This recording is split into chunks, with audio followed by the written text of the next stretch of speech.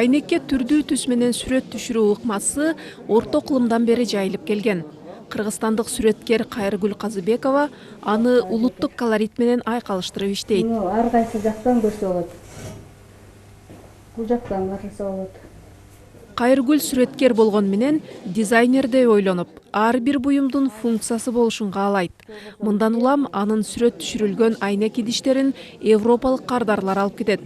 Аялдардын жасалгаларын Африка өлкөлөрүнө чейин сатыкка жөнөтүп турат. Бирок ал өзүн ишкермин деп эсептебейт. Айнекке тартылган сүрөттөр мага менимче искусство. Себеби мен муну сатыкка коеюн деп деле ойлонбойм. Мен просто тартып берем.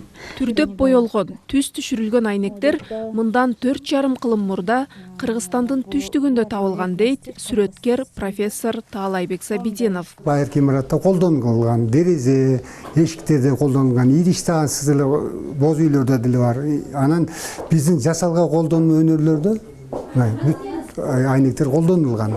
Европадан тараган деп билинген айнекти боёо өнөрү азыр Кыргызстанда жаңыланып, кеңири тармакта колдонулуп жатат.